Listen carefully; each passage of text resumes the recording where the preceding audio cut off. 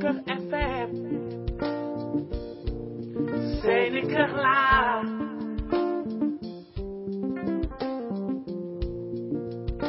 mën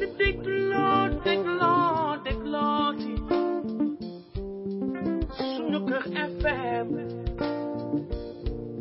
seeni kër laa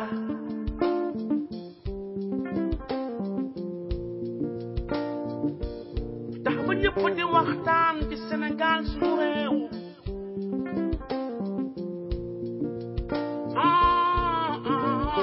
lu jëmale suñu réew kanam loolu mooy lu wóor ñëpp joxe seen xalaat maam lu jëmale suñu réew ba suñu gaal gi moom asalaamaaleykum suñu mbokk yi man la Binet Ngom maa ngi leen di nuyu from Los Angeles ci sunuker.com la première radio africaine à Los Angeles maa ngi am mbégte di dellu si waat fii si rajo bi tey di waxtaan ak yéen di remercier suñu auditeurs yi nag fépp fu ñu mënti nekk partout dans le monde ñoo ngi leen di remercier di leen ñaanal yàlla suñu borom bi si dëglu bi ngeen toog tey di ñu dëglu di ko def tout le temps nag amuñu seen fay yàlla suñu borom bi rek moo am seen fay yal na leen yàlla fayal fépp fu ngeen mënti nekk yal na yàlla defal leen jàmm defal leen salaam andi ay xéewal si yéen ak si seen njaboot musal leen si musiba ak balaa yi di xew si jamono ji ñu nekk nii. tey nag am nañu benn guest bu ñuy wax Ben Fall dinañ ko présenter incha allah si kanam su ma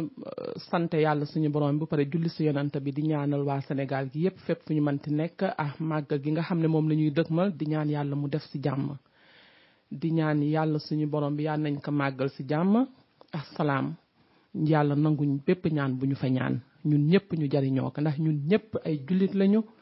moo xam laayeen nga nekk moo xam murit nga moo xam tijaan nga ou bien ñaasaan nga nekk ñun ñëpp ay jullit lañu loolu mooy first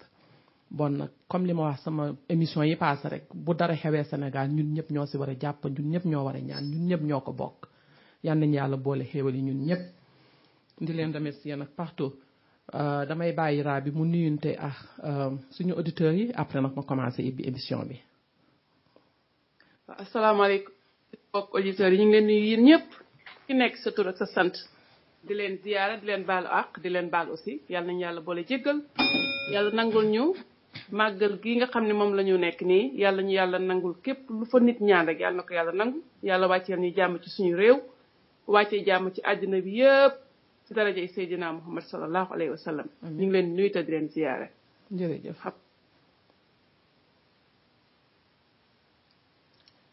ok Rabi thank you so much suñu show bi tey bi nag bala may commencer show bi damay présenter li nga xam ne mooy livre bi nga xam ne moom laa bind presque plus de 5 ans may bind livre bi yàgg na de 5 years nga koy bind lu tax parce que juddooma Amérique dégguma làkk bi may ñëw fii français laa fi ñëwee mais dama ñëw ak goal like every immigrant bu nekk rek dugg nga États-Unis ak goal ma jóge Sénégal bàyyi fa lu ma metti lu ma daan dox di ko naxarlu te presque ñu bari xamuñu ko woon muy lan taalibe yi ci mbedd yi ma ko doon souffrir may gis jigéen ñi aussi du souffrir sama yaay exemple la si ndax sama papa dafa teel a gaañu te loolu ñu bari mën nañu relate to those stories mais ñu koy dox waale suñu naxari dañ koy dox waale di dox ba dugg États-Unis gis dëkk bi ni mu mel gis opportunité yi mais ba tey I was working with my dream ba tey dream baa ngi sama xel ne man mi bëgg naa def dara pour taalibe yi ci mbedd yi parce que metti nañu ñun ñëpp nag te Sénégal yi may waxal yépp même chose bi la ñuy def affaire bi vraiment mu ngi commencé di ñu traumatiser suñu dëkk ni muy demee soo ma ñëw fi ak goal boo xam ne li ma bëgg mooy build a shelter for the children mooy goal bi ma duggee États-Unis mais ma xam ne salaire du ma ko may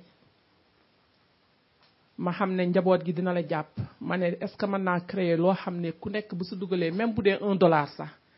ma boole ak Sénégalais yi ñun ñëpp ñu bokk liggéey def dara si suñu dëkk yàlla dimbali ma am xalaatu bind livre bi nag bind naa ko si 2 ans laa ko bind mais ba ma ko joxee sama publisher bi daf ne ma kenn xamula si dëkk bi mënuloo ñëw rek bind livre da ngay ñëw nga wax ñu yow yaay kan si laa delluwaate moo tax livre bi jël temps may sant yàlla nag si bi mu paree livre bi nag boo ko xoolee tey boo gisee cover bi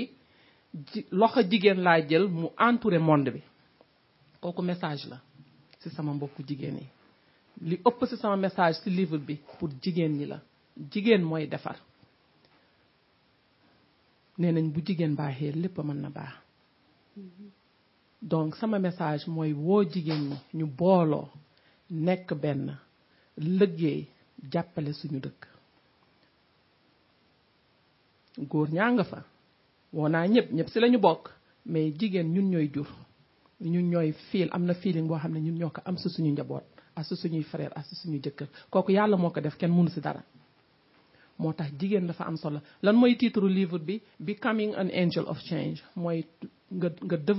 deviens un ange de change changement bi dañu war a commencer di changer si suñuy xalaat te changement du commencer lu dul si ñun la changement di commencer si sa bopp yow si sa bopp si la changement di commencer soog a dem si sa njaboot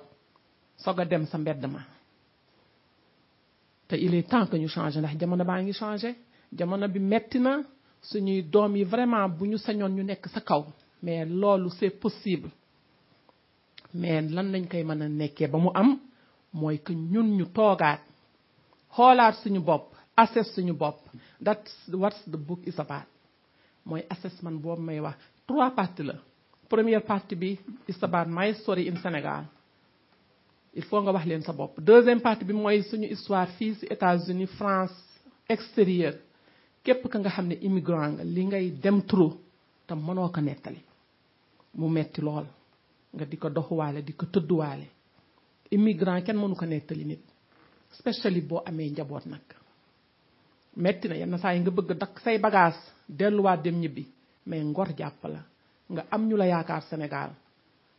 nga xam ne sedduloo fa dara pour mën a dellu toog nga continuer mettit bi continuer di muñ mais aussi continuer di jàng si sama show yu passé yi wax naa loolu nee naa si bitim réew ngay jigéñee yàlla suñu borom bi benn façon jigéñe boo xam ne doo ko mën a expliquer nit ndax wéetaay bi ndax yàlla suñu borom yenn saa yi si wéetaay boobu si la ñuy wan loo xam ne boo nekkee si mbooloo mi doo ko gis moo tax wéetaay boobu opportunité la si sama wéetaay boobu si naxar bi si ronga ñu metti si ngay toogee sa xel di naaj loolu moo waral livre bi nag lii copie buñ ma envoyé la dama koy présenter léegi mais dans 1 mois ou bien même less d'1 mois incha allah di ngeen ko mën a jënd dinaa dellu siwaat bu génnee pour ngeen mën ko jënd dinaa dellu siwaat def ci émission spéciale fi ngeen ko mën a jënde Amazon Barnes and Noble fi ngeen ko mën a jënde lépp lu ngeen ci def aussi xam leen ne góolu book bi mooy dem ci foundation Family Bridge Foundation ak beneen foundation tamit nañu jàppalante pour que ñu defar Sénégal na foundation yi bari na groupement yi bari nañu jàppoo loxo yi wër monde bi suñuy loxo la monde bi suñu monde la ñun ñoo ko mën a defar mais suñu Sénégal gële dafa tuuti 14 millions de personnes bari wuñu te Sénégal ay borom xel kese ñoo fa nekk Sénégalais kenn gënu ko yeewu ci àddina li ñu manqué mooy organisation nañ leen organiser wu boole suñuy effort boole suñuy ñaar dërëm ak suñuy ñetti dërëm dimbalinte ci suñu biir loolu mooy góolu big bi ak lan laa jàng fii ci États-Unis lu ibbi samay bët ibbi sama maayin naka la nekkee lan laa ci def naka la ma dimbalee nan laa ko appliquer ci sama njaboot aussi loolu yëpp mu ngi ci livre bi di ñaan yàlla suñu borom yal na ko yàlla yeggali mu génne ba ñun ñëpp ñu mën ko jariñoo mën ko utiliser pour vraiment go toward lu positif ci suñu àddina yal nañu yàlla jàppale ñun ñëpp sénégalais macha allah fépp fu ngeen mënti nekk I am very proud groupe bu jigéen bi ma bokk tey ñu koy une sénégalaise aux États-Unis I am very proud of you ladies nañu jàppalante maa ngi aussi jaale am nañ ci benn sénégalaise bu ñu annoncé ci suba ne dafa génne àddina ñun ñëpp ci groupe bi ñu ngi koy mettitlu di ñaan yàlla suñu borom yàlla na ko yàlla yërëm te xare ko aljana incha allah lépp lu ñu ci war dinañ ko ci def bu boobaa incha allah ci page bi gis nañ information yooyu yëpp te dinañ ko share. léegi bu bugg bi passé nag immigration bi may wax ci livre bi presque partie immigration bi presque moo ëpp si book bi li ma bind foofu moo ëpp lépp moo ëpp partie numéro 1 moo ëpp partie numéro 2 numéro 3 numéro 2 mooy immigration bi mooy li nga xam ne mooy suñu thème tey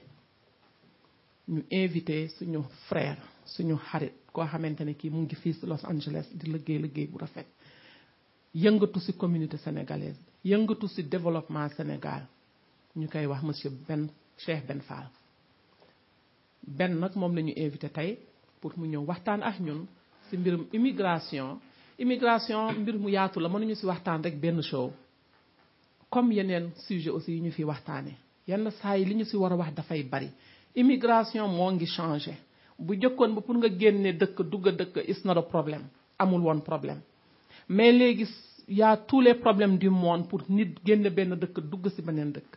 dëkk yu mag yi ñu nekk nii ñu ngi tëj seeni frontière rey yi bari na étranger yi di dugg bari nañu boo demee si suñuy dëkk aussi la même chose ñu ñuy ñafee pour génne Sénégal dem faneen noonu la am ñoo xam ne ñu ngi ñafee pour génne seen dëkk dem Sénégal li ñuy doon wax léegi rek Ben nul n'est roi chez soi ñu ngi ko fay bàyyi di demee am na ñoo xam ne seen dream mooy ñëw Sénégal mais lan moo tax immigration am ay problème léegi parce que yu ñaaw yi nit ñi di def dafa bari nit ñi antalatuñu immigration benn bi léegi lan mooy solution bi mooy li ñuy bëgg waxtaane tey ñu toog xoolaat suñu dëkk xoolaat nu ñuy def xoolaat naka la ñuy dimbalee les jeunes du Sénégal ci Sénégal googu ñun ñi nekk fii organiser wu ñu ci bari bëgg nañu ñibbi ku ne xam na ne Sénégal neex na mais boo demee sa dëkk ba am fa njaboot ga juddoo fa dëkk fa di làkk-làkk ba pour nga déplacer wu génn ànd ak say doom dellu dafay metti mais ku ne xam na ne Sénégal neex na te bëgg nañu delluwaat suñu dëkk mais bëgg nañu mu mel noo xamante ne lii ku fa dugg ne macha allah te loolu il faut ñun sénégalais yi ñi nekk Sénégal ñi nekk bitim réew ñu booloo organiser wu dindi orgueil bi ci suñuy xol fas yéene liggéey ensemble accepter ku ne accepter sa morom ku ne xam ne sa morom li muy def yow moom nga bëgg a def te lépp c'est pour le développement du Sénégal te pour le développement du Sénégal nag pour mu nekk il faut ñun ñëpp ñu teg suñuy doom ci suñu kanam lan la ñu bëgg pour la jeunesse sénégalaise ñu dimbali leen jàppale leen liggéey ak gouvernement bi fa nekk liggéey ak association yi fa nekk ba nga xam ne immigration bi bu boobaa du metti comme ni mu mettee nii image yi ñuy gis ci bitim réew mu nekk ay nit ñu jóge seen dëkk bëgg a dugg ci yeneen dëkk image yoo xamante ne mënuñu ko nettali ci àddina ñaaw na metti na ci xol lépp ndax bëgg a génn sa dëkk dem beneen dëkk te xamuloo ndax di nga fa fekk dara xamuloo ndax boo amul këyit lan nga fay fekk loolu yépp nekk loo xam ne ñii bëgg ñëw duñu ko comprendre ñun ñi fi nekk nag tey loolu la ñuy waxtaane ak monsieur Ben Fall ñu bàyyi Ben mu présenté boppam après ñu commencé waxtaan bi jërë ngeen jëf. jërëjëf Binta jërëjëf suñu kër point com merci encore de me donner l'occasion de revenir sur le plateau et puis Binta di la féliciter ci ce livre bi vraiment félicitations et puis bonne continuation et puis di ñaan suñu mbokk immigré yi tamit ñu jàpp ci livre bi ñu jënd ko wax seen xarit aussi ak seen mbokk ñu jënd ko rien que pour jàppale ko ci cause bi nga xam ni moom moo tax livre bi mu bind ko muy tout juste pour l'appui des talibés yi nekk Sénégal ko loolu mu nekk loo xam ne ci yaakaar naa ñu ñëpp en tant que doomu sénégalais ku dox ci mbedd Dakar wala mbedd sénégalais c'est laay wax suba teel wala timis wala guddi wala yenn heures yi soit da nga léegi ay talibé yi nekkuñu talibé suba teel léegi talibé yi n'importe quelle heure buntu club yi sax wala banque yi wala aéroport yi sax ña nga fa fees teel donc mu nekk benn affaire boo xam ne ci daw maanaam ku képp kuy sénégalais rek boo ko xoolee image boobu rafetul xëy na dafa dem loo man nekk loo xam ne ci xëy na ña fa toog biñ kaa miin ma nga xam ni jaaxalutu leen mais ku gën ñetti fan Sénégal boo ñëwaatee boo ci tegee sa bët par rapport li xew ci yeneen dëkk yi da nga xam ni lii am na lu nekk na loo xam ne ci war nañ cee jóg parce que talibé yi c'est des la plupart du temps ay xale la ñuy doon que xale yi ils sont vulnérables amuñu maanaam bu dee xale yi ki leen di yelwaanloo wala def talibé kooku moom moo am ndogal ci ñoom que xale yi gisul ndey gisul bàyyi war na am beneen gouvernement wala ay organisation yoo xam si war nañoo taxaw di xool xale yi bu baax a baax ndax xale yi kenn du leen torturer wala ils sont seen côté santé wala seen côté lekk wala njàng bi nga xam ne sax moo tax moom la ñu mbubboo taalibe yi ndax loolu xale yi ñu ngi jàng parce que xale yi wala ñoom comme si war na taxaw di leen seetu parce que amuñu parce que même seen sëriñ yi wala ñi leen di wax soi-disant sëriñ yi mën nañu leen terroriser ba nga xam ne xale bi du même bu dee day souffrir ay métti du ko mën a wax. beneen affaire boo xam si tamit si danaa ko yokk aussi côté taalibe yi pour man dafa nekk loo xam si nan nga mën a gisee nit koo xam si mu yoree lu mat 20 xale que pourtant amul benn membre du gouvernement boo xam si mën na taxaw ni xale bi kii mooy bàyyam wala xam ne fii la jógee wala ndax waaye ji yore xale yi ndax légalement dafa war a yore xale yi ñun leerul dara leerul ñu waa yore taalibe yi moom taalibe yi si kidnappé wu leen mën na am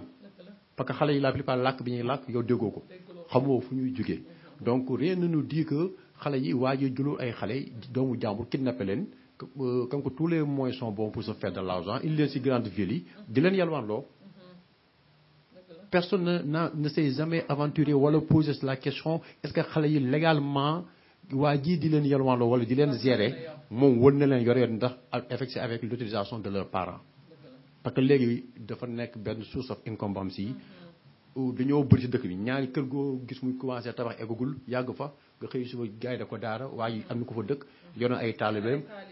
di xale di yalwaani te pourtant personne ne contrôle les enfants dara leeruñu si xale yooyu ndax ku leen fu ñu jugee ak ndax parce que sax ñu naan xale yi naa ay Niger la ñuy jugee wala ay Guinée Bissau mais est-ce que na ngay jugee dëkk yore ay 20 30 xale kenn amul ci këyit que yow mënoo justifier ni yow xale yi yow légalement yow yaa leen war a yore alors que école tubaab bi booy jàngi da ngay dem indi say këyit ñu xam ne yow yaay kan yow yaay doomu diw xam say parents bu dara bu dee dafa am maître bi lu ko naqari mu mën a joxe convocation parents yi ñëw mais du côté amul loolu kon xam nga donc loolu c'était toujours pour faire un appui si affaire si ce livre bi pour te dire rek dafa nekk benn sujet boo xam si vraiment képp ku am doom nga xalaat ni gis ay taalibe xam ni kii mënoon naa nekk sa doom wala yow mënoon naa nekk yow boo ko xoolee nii du yoon war nga am sa kàddu war nga cee yëkkati donc encore une fois merci beaucoup pour le livre merci.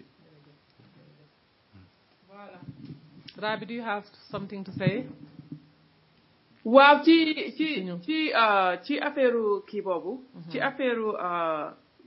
first of all sax. congratulations man sax duma la congratuler. tu vois. parce que bi nga ko yàggee def dafa yàgg trop. xam nga te maa ngi nekkoon aussi au courant. ci bi nga koy def bi ñuy waxtaan ak tout ça donc sérieusement sa hard work. xalaat naa ne dina pay off one day incha allah taala. yàlla na si ñëpp jàpp nag na ñëpp jàpp na ñëpp jënd livre bi na ko ñëpp jënd. parce que ci cause bu baax rek lay dellu. ci cause bu am solo lay dellu. mooy cause taalibe yi ak foundation bi nga xam ne non seulement du taalibe yi rek mais foundation boo xam ne aussi. mi ngi jàppale xale yi nga xam ne ñi ngi bëgg a jàngi. te amuñu ku leen fayal. ñi nga xam ne dañu feebar mu leen dimbali ci ay ordonnance donc Family Bridge Foundation dafa yaatu. xam nga dafa yaatu donc. ku mën a participer nga jënd ci book bi wala nga participer online dem Family Bridge Foundation. .org nga donate. yooyu yëpp dafay nekk ci benn cause bi rek. macha allah donc yàlla na si yàlla jàpp ba mu dëgër ba nga yëg ko ci darajay Seydina Muhammad sallallahu alayhi wa sallam. amiin donc Ben ñu ngi lay déglu ci plateau bi ci affaire immigration incha allah taala comme ça dinañ indi question yi lay doon. jërëjëf waaye Ben immigration comme li ma wax léegi rek. rëy na bari na ay domaine jaxasoo na metti na aussi ñu bari ñu ngi Sénégal xamuñu lan mooy immigration nañu génn rek mais xale yooyu nga xam ne ñoo nekk Sénégal nga xam ne seen maayin génn rek moo ci nekk ban message nga am pour ñoom pour commencer ñu commencer ci immigration bi. d'accord jërëjëf Binta bon pour immigration man li ma ci xalaat mooy dans un premier temps.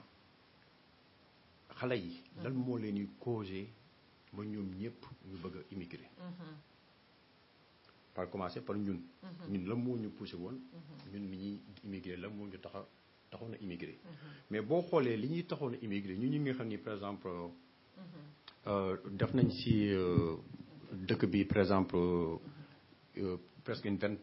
plus de 20 ans. jëm bientôt 25 ans. pour être correct. Donc dans les années 80 wala 90 ñun mi ñuy génn ak peut-être xale yi li leen tax a génn léegi toujours c'est différent. C'est toujours différent. Donc loolu c'est cette question pour man loolu ñu war a njëkk a posé mooy qu'est-ce qui pousse aux jeunes de vouloir quitter le pays. la mooy les raisons. parce que xale yi boobu bu njëkk ba y avait le mythe. da nga bëgg a dem Europe parce que du Europe. ñi nekk ñi image yi ñu lay wax ci Europe. xam nga le mythe dafay da nga koy bëgg a découvrir xam nga. donc mais léegi avec l'internet avec social media donc image le mythe là n'est pas tellement nekkul comme avant quoi. donc mythu Amérique wala mythu Europe kooku booy léegi xaw nañ ko démystifier donc c'est pas ça. donc lan mooy les vraies raisons loolu la ñu war a xool. la plupart peut-être c'est des raisons il peut être des raisons volontaires comme involontaires. parce que involontaire bu dee da nga dëkk boo xam si dafa nekk dëkku guerre. c'est pas le cas c'est nous. wala nga nekk dëkk boo xam si peut-être ay religion problème religion. yooyu mën na tax ñoo xam si mën na immigrer. mais ñun peut-être suñu problème au Sénégal peut-être mën naa ni problème économique la. jeunes yi dañuy génn parce que ils se sentent pas yaakaar ni amuñu benn yaakaar ci seen gouvernement ci seen peuple. que bëgg nañu tekki. et puis dañuy gis seen moroom yi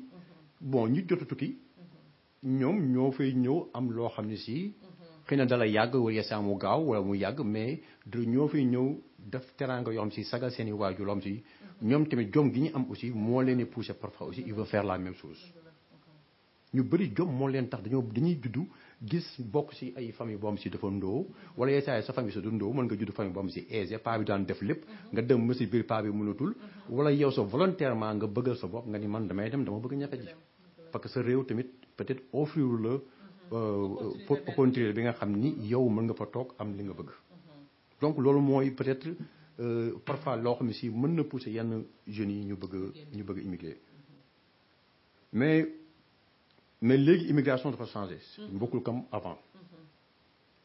avant les portes étaient ouvertes am na dëkk yu bëri da ngay ñëw dugg parce que immigration bi aussi ñoom daf leen di arrangé.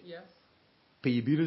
host bi pays bi recevoir immigré yi moom am na ay temps immigration bi daf ko arrangé woon. parce que jamono yooyu affaire industrie la woon donc nit ñi da ngay waay boo ñëwee léegi ñu lay profité di la fay salaire boo xam ne si européen wala américain bi du ko nangu. donc ñoom dañ ci sur le plan économique pays bi nga xam ne moo doon recevoir immigré dans les années précédentes ñoom dañu daan profiter ci immigrants yi. mais léegi liggéey yu bëri fu immigré doon def liggéey doole manœuvre léegi c'est électronique. wala technologie bi dafa changé. donc ñoom demande bi ñu amoon bi ñu joxla woon avance immigration bi xam ne daf la doon arrangé parce que ndax main d'œuvre bu yomb ñoom léegi machines yi ñooy def liggéey boobu. comme machine yooyu doo ko fay benn yoon nga xëy defar installé ko et puis c'est fini donc boo gisee léegi ñoom ñuy repousser immigré yi léegi parce que soxlaatul tuñ leen ils n'en ont plus besoin moo tax boo gisee immigration bi métti léegi loolu moo tax parce que mais immigré yi ñiy gën par exemple volontairement ñi nga xam ne par exemple dañoo am xam-xam am nañu xaalis mais dañoo bëgg a génn parce que toujours dañoo bëgg a changer changement fi ñuy dëkk neexu leen si soit mën na nekk changement climatique ou bien dañoo bëgg a vivre plus à l'aise wala dañoo bëgg a dem dëkk boo xam si seen xam-xam danañu ko mën a valoriser. yokk seen xam-xam ba pare ñu fay leen ci li ñu kii par exemple un docteur dans un pays du tiers monde bu ñëwee Amérique jàngaat mën na am 10 fois plus li mu doon am en Afrique. donc loolu mooy ñi nga xam ni voilà ñoom ñoo choisir ni dañoo bëgg a génn parce que volontairement c'est pas parce qu'ils ont manqué de quelque chose wala ñu demee noonu. te ñooñu dañu préparé seen bopp. waaw dañoo préparé seen bopp waaw ñu dem waaw soit am nañu visa. am nañu xaalis. bu ñu ñëwee xam nañu. ni ñuy def voilà. mais immigration bi ñuy gis léegi par exemple. xale yi ndeysaan bëgg nañu génne ndax sénégalais dafa am jom. sénégalais bëggul gis yaayam du souffrir. bëggul gis papam du souffrir bëggul gis ay sëram di dem tur yenn yi. ñun ñëpp Sénégal lañ dëkku jàmbaar la. ay jàmbaar lañu. ba nga xam ne xale yi daf leen di jaral. ñu ne we will do anything in our power to live dañuy génn Sénégal dem moo tax ñuy jël gaal yi image yi may wax nii boo xoolee am na image yoo xam ne peut-être waa Sénégal duñu ko gis yaa ngi gis si géej gi ay xale yoo xamante ne dañuy teer si géej gi ñoom ñëpp dee des centaines ndeysaan ndax rek jom ji wuti rek pour mën a faj gàcce metti na ñun ñi nekk bitim réew daf ñuy metti dañuy nekk fii jooy ba suñu boppa yi di metti ndax image yooyu ñuy gis te waa Sénégal am na si ñoo xam ne duñu ko gis mais li ñuy wax mooy ne immigration bi changé na rules yi changé nañu immigré yi dañuy ñëw Amérique man Amérique laa mën a jël exemple mais fii li fi immigré yi def bu ñu ne woon tey dina immigré yi ñibbi Amérique est-ce que dina nekk ci sax Amérique it's not gonna happen parce que immigré yi ñoo fi nekk di nangu liggéey yi ñafe sonn ba seen bakkan di lang waaw cheap labour dañ koy accepter parce que am na lu idée yu ñu andi fii yaa ngi wax sa famille yaa ngi war a yónnee sa famille chaque fin du mois lu ñu la jox da nga koy jël ba keraa ngay jàng peut-être ba am sa ay diplôme ou bien am sa ñafe ba am sa butigu bopp ou bien sa affaire bu bopp mais comme affaire yi léegi ni mu changé nii xale yi day need to listen il faut ñu xam ne ñu comparer affaire bi est-ce que jar na ko am jaru ko lan moo nekk Sénégal loo xam ne mën nañu ko utiliser du soxla ñuy génne di ñëw bitim réew parce que boo amul kayit ñëw bitim réew fu mel ni États-Unis boo amul kayit ñëw fi amul njariñ xale yi aussi bëgg nañ ñu dégg loolu boo amul kayit dugg États-Unis njariñ li du bari parce que mënoo liggéey xanaa liggéey clandestin waaw loolu nga fi mën a def fan ngay dëkk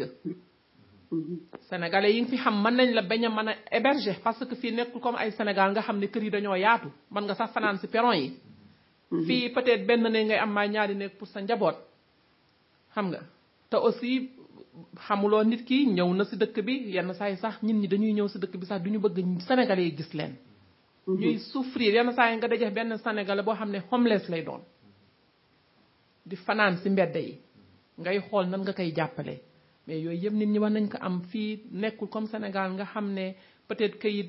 xam nga dëkku sénégalais la nit ñi ils sont dañu am hospitalité benn bi fii hospitalité bi moom doon even think about it doon even think about it nit ñi ku nekk sa bopp nga tal moo tax li ñuy génne nañu xoolaat lan la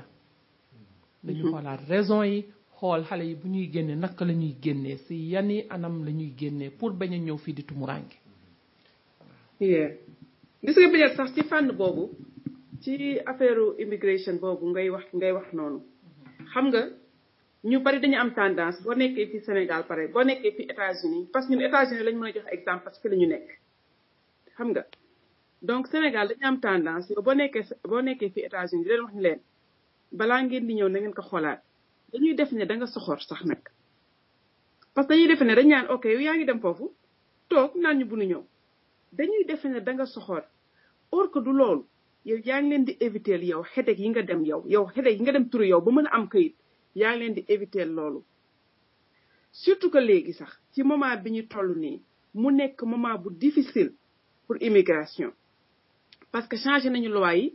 gën nañ ko serré ba nga xamante ni léegi amnistie yi ñu daan def bàyyi nañ ko parce que dañu naan toog benn temps rek def amnistie daal ne boo ñu fi nekkoon pendant 5 ans wala 6 ans boo ko mënee prouver que liggéey nga ci benn farm pendant quelque temps boo ko prouver ñu jox la kayit mais loolu amnistie boobu amatul léegi asylum sax nit ñi dañ ci daan profité di am ay papier mais léegi asylum boobu sax léegi amatul boo ko seetee donc li fi nekk moom mooy boo fi ñëwee nga jéem a xool yan façon nga mën a def pour am kayit mais amul beneen façon fi mu nekk nii moo tax xale yi nga xam ne seen xale ngi nekk ci émigré nga xam ne ñu ngi ko bëgg a def au niveau des États-Unis tax ñun fii la ñu nekk moom la ñu xam nañ ko xoolaat bu baax a baax balaa ñuy ñëw parce que sinon li ci nekk rek moom mooy da ngay ñëw fii soit nga nekk homeless ou bien nga nekk drogue dealer ñëw nekk di jaay ay drogue wala yooyu parce que am na ñoo xam ne loolu lañ fi nekk di recruter xam nga donc balaa ñuy génn Sénégal nañu xoolaat bu baax fi ñuy ñëw lan la fi ñuy teg seen tànk fii parce que fii nekk fi homeless yomb na trop nekk ci àll bi yomb na fi lool sax donc suñu mbokk yi nekk Sénégal ñi nga xam ne ñoo am ay doom ak xale yu góor yi xam naa ne bëgg nañu génn pour def dara dimbali famille bi mais aussi da ngay xool aussi itam loo xam ne mën na nekk nga doog ko def mais c'est pas parce que ñun dañ fi nekk bañ kenn ñëw fi parce que ñun fii moomuñu ko donc niñ fi ñëwee noonu la ñëpp mën a ñëwee mais aussi bu fekkee mën nañu prévenir yenn métit yi ak yenn coono yi ñu prévenir ko wax ko moom moo tax moom moo gën moo tax ñuy wax li ñuy wax nii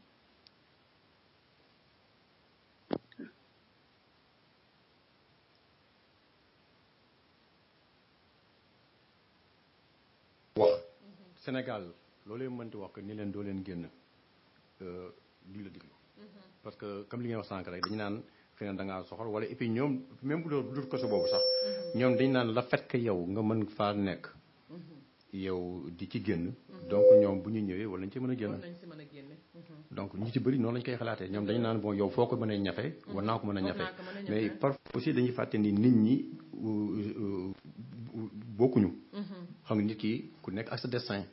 kii mën na jaar fii réussir ci yow ça veut pas dire automatiquement yow boo fa jaaree da nga fay réussir donc ku nekk ak yow sa destin donc mais loolu tamit il faut ñu bàyyi ci xel Amérique aussi nekkul dëkk boo xam ne si léegi clandestinement mën nga cee dugg wala Sénégal yi fi dugg par voie clandestin aussi bëriwul ñoom ay côté boobu Europe moo ko ñoom ñoo gën a am problème boobu maanaam xale yi dee si Méditerranée bi yooyu Europe la c'est pas au niveau des États-Unis moom visa moo la fiy dugal donc pour xale yi ñëw fi moom man côté boobu du waruma ci waa Sénégal man ñi may wari mooy ñii ji ma jaar si par voie terrestre ñii ji ma jaar ay Libye ay Irak ñooñu di dee ñooñu man laay moo tax may wax ma si immigration jamono yi ñu toll nii parce que Amérique moom ku dem ba ñu jox le visa la plupart 5 ans wala 10 ans lañ lay jox que la plupart boo ñëwee am nga fi mbokk xëy na mbokk gi mën nga ko fekk ci situation boo xam si xëy na mënul laa dimbali mais ak nu mu mën demee man pour man moo tenewul ma léegi par exemple ñi bëgg a dem Europe di ko jaaree ci géej gi ñooñu man pour man côté boobu la ñu war a fexe ma décourager xale yi ñu war fa jaar parce que yaakaar naa suñu gouvernement bu ñu toogee ma dégg ñu ni ku ñuul ñi ngay defaat jaam te ñoom provenance wuñ ci yaakaar naa loolu ñoom defuñu seen liggéey wala soit defuñu seen liggéey wala donc ñoom maanaam they don't care ñu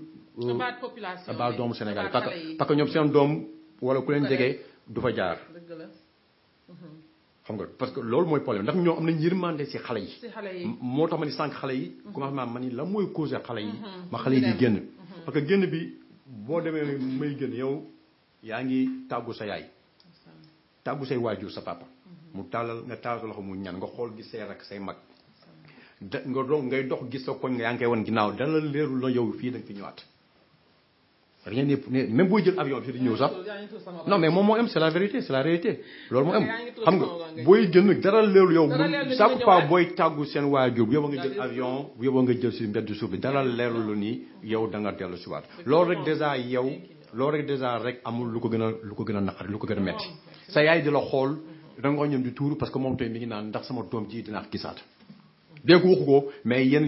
da ngeen xam nga c'est complice c'est des images complices yoo xam ne da nga koy share yow ak say waajur xam nga loolu rek déjà méthode la mu donc képp kiy génn Sénégal man pour man na nga préparer psychologiquement na nga préparer sa bopp si loolu il faut être fort c'est pas seulement ay affaire de muscle wala naa man góor la non psychologiquement da ngay il faut nga dem si loo xam ne xamuloo ko xamuloo fi ñun ñëpp dañuy ñëw fii wéetaay bi may wax boo ne salaamaaleykum États-Unis rek xam nga gisuloo kenn gisoo ndey gisoo baay gisoo frère gisoo sœur yow rek la probable am na ñoo xam ne ak seen jëkkër bu dee góor ñi am na ñoo xam ne amaguñu jabar ñoom kese di tergiverser di dem di jàng di jéem foofu la ñuy jàngee lu bari li tax ñu dëgër nii xam nga suñu mentalité changé suñu lu bari changé c'est parce que tout simplement fi ñu jaar la xam nga fi ñu jaar la mais comme li nga wax li ñuy gis nekkul ñi nekk États-Unis li ñuy gis ci télévision bi yu ñaaw ak ñu ñuy torturé di say xale yi kooku Europe la ñu ci bari Europe la ak yeneen dëkku kii arab yenn somme dëkku arab yi sax baax na ok si ñooñu si lañu gën a xalaate te xale yi fi mu nekk ni ñoom it doesn't matter ñoom nañu génn Sénégal rek mais loolu mooy moo voilà c'est ça le problème léegi kan ko ñoom dem nañu ma toll foofu man léegi ñoom génn jaar si mbedd bi désert bi am image yooyu xale yi ñu ngi koy gis internet bi léegi dala rawatul kenn xale yi ñu ngi koy gis de tous mi Sénégal amul luy xew si àdduna bi lu leen rëcc amuñu ko gisuñu ko moo tax ma la bu dee ñoom dañoo dem ma war a saraxe seen bakkan rien que pour réussir c'est ça foofu la ñu war a taxaw laajte la mooy pousser xale yi à ce point pour man loolu mooy wax ci nañu xool lan lu tax parce que gouvernement loolu lay jariñ les non leaders ñoom nañu toog xool ñoom lan mooy parce que li tax ñu fal leen aussi mooy ñoom loolu aussi bokk na ci l'emploi des jeunes ñu gestu xale yi parce que ñoom ñëpp ils étaient jeunes avant ñoom ñëpp am nañu doom wala mbokk boo xam ne si xam nañu jaar na si traversée du désert la jaar pour dugg Europe wala dee si àll bi. donc bu dee ñoom loolu naqari na leen ñoom nañu indi condition yoo xam ne si parce que on peut pas vivre dans un pays boo xam ne si sous-sol bi ñu ngi naan zircon or ay pétrole yooyu yëpp ma léegi ñun suñuy doom di jaage loolu. donc ñun suñuy zircon bi nga xam ne moom la ñuy produire pour le moment or bi ñuy produire bon pétrole bi tax gu ñuy wax mais ñoom la ñuy créer ci revenu yooyu loo xam ne si mooy tax xale yi toog boo demee côté bi ñuy exploiter l'or Kédougou côté yooyu mais côté yooyu ñu fa la immigration bi gën a bëri ñoom ñoo la dàq voyage ñoom ñoo la dàq immigré ci àdduna bi donc ça veut dire que bien que ñi ngi ñëw seen sous-sol dafa exploiter loo xam ne si xaalis bi dootu jeex la mais amuñ sa benn condition bu ñu fa créer loo xam ne si loo xam ne si mën na tax xale yi tamit toog foofu si réew ma. ok am nañu benn guest bu dugg si léegi. DJ Malick moom nam nañ la yaa ngi Sénégal rek toog ñu ngi lay déglu. tur bi sax laa bëggoon nëmb ngeen jiitu ma wax ma. DJ nam nañ la naka Sénégal. waaw maa ngi nii rek Sénégal maa ngi leen nuyu maa ngi nuyu benn prési. ak tonton Jawar. jaajëf. ak waa Sunuker FM toute l'équipe de Sunuker FM tous les fidèles auditeurs di leen nuyu. ñoo leen gën a nam nag. mais dama dugg léegi nii gis ngeen di wax lu intéressant muy su ma jubul affaire est-ce que mën ngeen ma rafraîchir kii bi wax lañ ma sujet bi parce que dégg naa ci tuuti quoi avant may dugg. waaw tey jii si affaire immigration la ñuy wax lan mooy pousser xale yi ñu bëgg a génne Sénégal par force no matter what yow DJ Malick nekkoon nga Los Angeles. right waaw léegi yaa ngi delluwaat foofu Sénégal tu es un exemple boo xam ne yow man nga sujet bi ñuy wax nii vraiment am nga ci aussi expérience.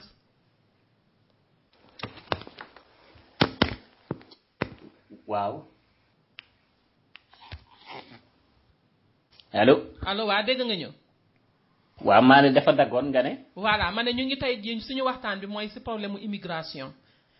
Sénégal par exemple xale yi nga xam ne ñoom no matter what bëgg nañu génne. yoon bu ñu mënti jaar bëgg nañu génne Sénégal pour dem bitim réew. parce que gisuñu dara au niveau du Sénégal pour ñoom amul dara lu set Sénégal loo xam ne mën na leen a téye Sénégal. waaw. loolu de moom dana sawar wax parce que boo xoolee dund naa fii. dund naa foofu. donc am naa expérience I would say on both sides. you know mais boo xoolee tamit immigré yi nekk foofu. benn instant dañuy pousser jeunes yi. ci ñu dugg ci loo xam ni. day tax ñu dugg ci ay gaal comme le président wax léegi nii. parce que da ngay sa benn morom koo xam ni yow da nga par exemple benn DJ Malick jàng ba yéeg diplôme yi. dajale ay master yu dul jeex teg. nga gis koo xam ni moo la gënoon a nul école entrée en sixième sax amu ko diplôme bi. mu jaar yoonu suuf dem Europe taf mi ngi ci ay oto ay kii di photo di dugal donc ku nekk Sénégal day nekk yow man de kii maa gën jàng foofu maa gën lii xaar dinaa def kenn lay kattan pour ne bu may dugg ci gaal sax. man je n'ai rien à perdre damay dem. parce que dëkk bi tamit métti boo xam ni di nga gis ku toog 1 mois. di wut 500 francs wala 1000 francs du ko am man loolu seere naa ko. du lu ma nit nettali. du lu ma nit di wax ni dama ko fekkee di ko gis di ko dund di ko bon pas di ko dund mais di ko gis quoi. donc je pense que jeunes yi fii dañu war a gën a di yeewu xam ni que bitim réew amul dara mais bon koo ne bitim réew amul dara fii Sénégal dañ naan yow da ngay iñaan wala dem nga ba ñëw am nga li ngay am ñi am du ma ni fii c'est ñi nekk foofu tamit il faut que ñii di wax seeni frères yi seeni sœurs yi seen tantes yeeg ñooñu ñi bëgg dem expliquer leen ni ko fii lii ak nii la demee au lieu que ngay ñëw Sénégal vacances ci 2 semaines indaale xaalis boo xam ni loolu neex ngay def di passeree loolu ku ko gis boo demee man sama frère bu ko defee dem man dinaa def sama kéem laay kattan dem man tamit parce que lim ma won rek mooy foofu àjjana la da ngay dox rek di witti xaalis bi ci garab yi loolu la ko wan parce que ñëw na fi 2 semaines boo xam ne indi na benn $3,000 loué oto sol daal yu bees yére boo sol doo ko solaat voilà quoi you know donc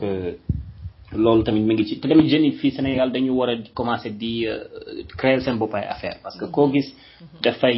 liggéey denc ay diplôme toog ne damay xaar gouvernement mu wutal ma liggéey gouvernement kenn ko xaar ci liggéey gouvernement xaar ci dara amul Macky Sall amul Obama amul Trump amul dara. You know, you get up and do what you have to do. No matter how you do it.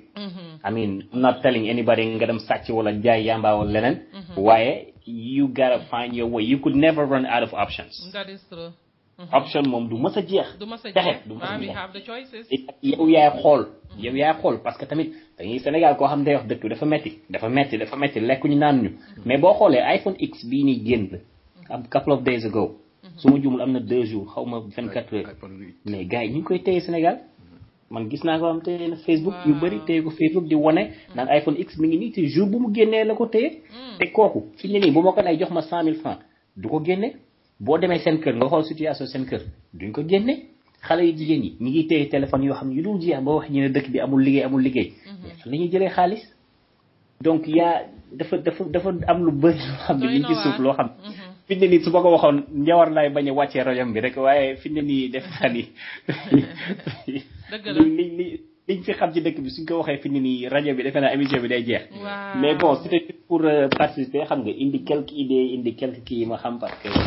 dafa dama dugg rek tombé gis live bi nii mu nekk vraiment sujet boo xam ni ça touche tout le Sénégal ça touche tous les jeunes. ça touche je dirais tous les immigrés partout à travers le monde. donc voilà il fallait que ma mënu woon ñàkk ma dugg wax ci quoi. DJ Malick thank you so much mais ñu ngi lay gis aussi yow au niveau du Sénégal liggéey bu rafet bi ngay liggéey. xam nga yow yaa ngi jógee États-Unis nga dem ba Sénégal nga gis lu jaaduwul muy mbalit yi nekk ci mbedd mi. I think it's just a thing of mentality. suñu mentalité moo war a changer. dëgg la de loolu day maa ngi ko doon wax keroog ci benn kii émission télé defe naa dernier interview bu ma def. gars yi di wax pourquoi yow nga ñëw naan Sénégalais yi dañuy indi si mais il faut appeler le chat par le chat. nit ku yaruwul lañ la mën a wax. bu dee da nga génn ci biti gis muus buy dox mënoo ko wooyee leneen lu dul muus. mënoo ko ne xaj ndax muus la. donc voilà gars yi il faut que ñu changer seen mental parce que comme li may wax rek tout le temps lépp di delloo ci gouvernement bi dëkk bi ci na gouvernement bi liggéeyuñu ministre liggéeyuñu mais ça commence par nous-mêmes. you know changement ça commence par nous-mêmes. muy dëkk suñu dëkk bu ñu bëggee bu développer. muy bu ñu bëggee ñun suñu bopp développer en tant que personne individuelle fii ci dëkk bi. wala ñoo xam bitim réew lañ nekk il faut que mentalité changer et que ça commence par nous-mêmes. mais bon du ma guddal du ma jël seen temps. naa continuer di watch the live video on Facebook and I wish you guys good luck. Thank you so much DJ Malick thank you dinañ dellu si waat si yow léegi ñoo ngi jël pause bu ñu jëlee pause incha allah dellu si waat ak Ben Fall talk about immigration thank you.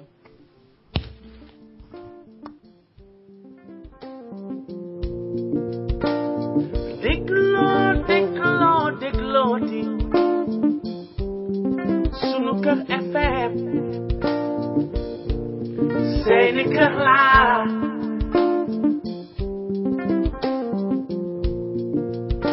man dégloo di sunu kër FM seeni kër laa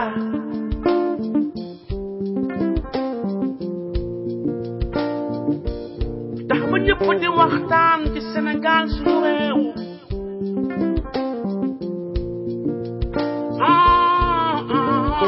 lu jëmale suñu réew kanam loolu mooy lu wóor ñëpp joxe seen xalaat maam lu jëmale suñu réew ba suñu gaal gi moom du mës a suux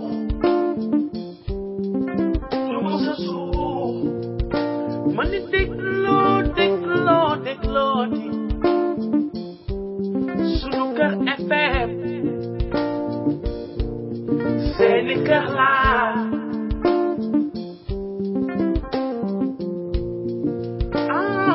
sama gaa ñi dégloo di sunu kër FM sunu rajo laa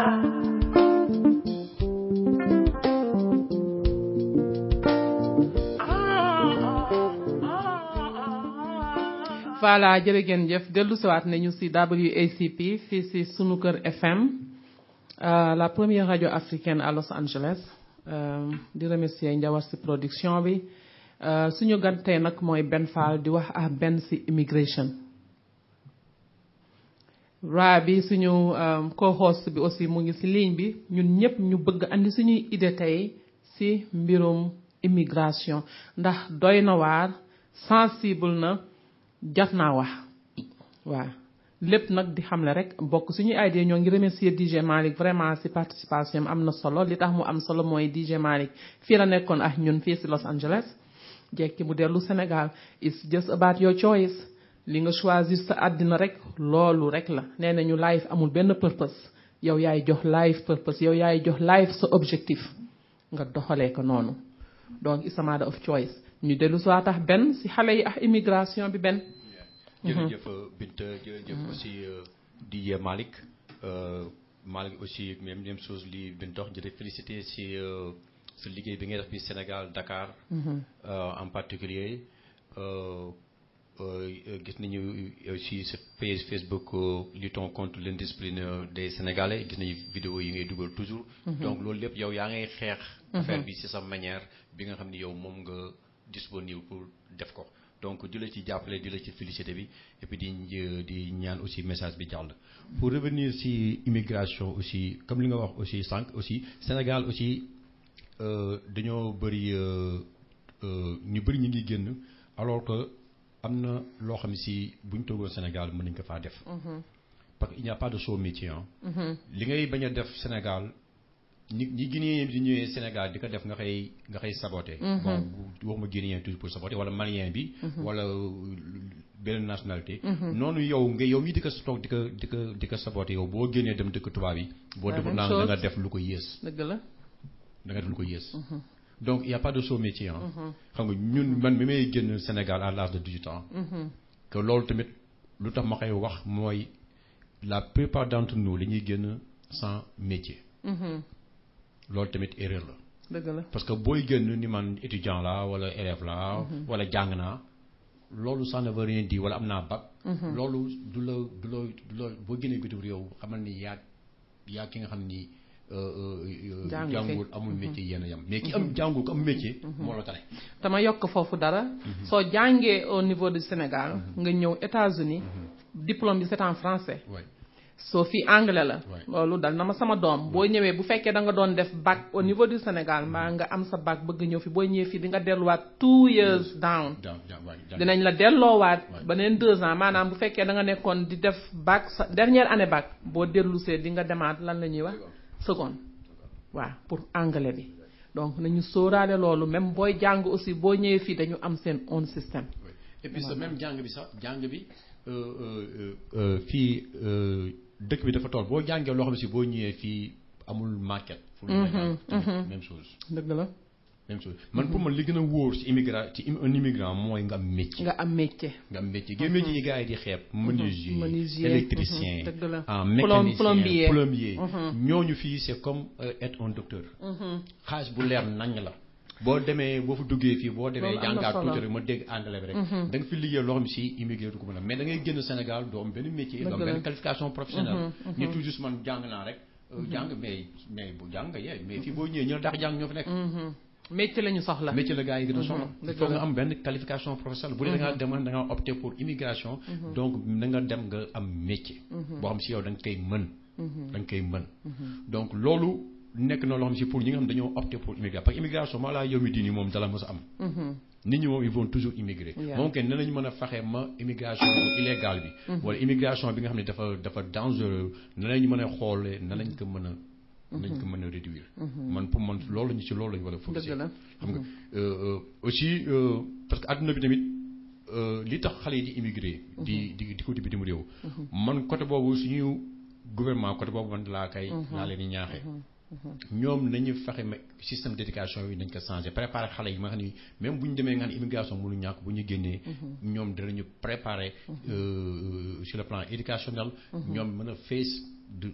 maanaam le monde moderne. xam nga indien bi bu ñëwee Amérique du am benn problème bu am liggéey. parce que ñoom ñëpp c'est des surdoués en électronique. mais Sénégalais bi bu ñëwee fii am day am problème il est calé. donc il faut ñu fexe boo demee Silicon Valley. ñoom ñu ko bëri. waaw ñoom ñoo fi nekk di toucher presque ay half a million waaw électronique donc dañuy jàngal ci njàng yooyu mais am na njàng mi système dañu ko loo xoolaat dañu di perdre suñu temps di ñu sonal ci ay bagages yoo xam ne si amul lu ñu benn njariñ xam nga sur mën la à l'avenir ça perd yooyu réciter rek di dem nekk foofu di neexal tubaab bi rek lañu fay neexal ma nekk di réciter ay leçons rek di dem amul lu ñu benn dañu il faut qu'on soit un peu plus pratique dañu pratique xam nga parce que àdduna bi loolu mooy tax foofu mën a dem nga mën fa dafa changé xam nga Sénégal benn li nga xam ne moom lañu war a def man ci sama xalaat moom mooy def ay vocational schools comme fii par exemple fii ni ñu amee ay vocational schools am ay ni ñu amee ay par exemple ay technical college xam nga am ay community college bañu am benn université rek wala ñaar wala ñett xale yem fa di jàng pédagogie di jàng ay kii vocational schools ak technical schools ñoom ñooy génne traite yi ngeen doon wax sànq plombier mécanicien yi contracteur yooyu Sénégal amuñu ay école amuñu école loolu dëgg la xam nga te boo génnee comme li ñu waxoon sànq rek boo génnee jóge ci système français bi ba ñëw ci système anglais bi di nga delluwaat carrément ginnaaw dëgg la wala defaat ay cours yu bari defaat ay prérequisites pour mën a am rek pour mën a am niveau bi rek pour dem il faut nga am ay prérequisites ba pare nag léegi nag doog a jàng bi doog a ñëw nag pour nga def nag ay pour nga mën ci am benn certificat wala dara donc loolu daf lay tardeel complètement dëgg la parce que man mii sama bopp am naa ci benn exemple boo xam ne bi may ñëw fii États-Unis mënu ma indaale sama benn doom boo xam ne amoon na 9 ans mënu ma koon indaale fii parce que su ma këndee fii mu delluwaat ginnaaw encore yàq jàngam loolu moo taxoon ma bàyyi ko Sénégal donc ay technical schools lañu war a am jàngal xale yi métier métier la jàng construction ñi nga xam par exemple dañu nekk fii construction worker yi nekk ci tali yi xam nga di liggéey site work yi ak yooyu mais xaalis dëgg ngay am mais problème bi ci nekk mooy il faut nga jàng ko d'abord xam nga donc ku jóge Sénégal comme li benn wax nii jóge Sénégal ak métier moo ëpp avantage foofu jóge Sénégal ak ay diplôme foofu sax dëgg la foofu parce que léegi da ngay ñëw fi rek directement bu la yàlla dimbalee da ngay daal di am liggéey xam nga lan moo lay kari tuuti mooy langage bi te boo ci yàggee di ko làkk di dégg nit ñi di làkk rek bu yàggee itam nga commencé làkk donc métier dafa baax ci dëkk waaw métier dafa baax ci dëkk jàngale ay métier dafa baax ci dëkk parce que boo ko seetee métier ci li yor réew tam ci la bokk tu vois donc ubbi ay technical school Sénégal dafa jot dëkk boo dem ci àddina am nañ ay technical school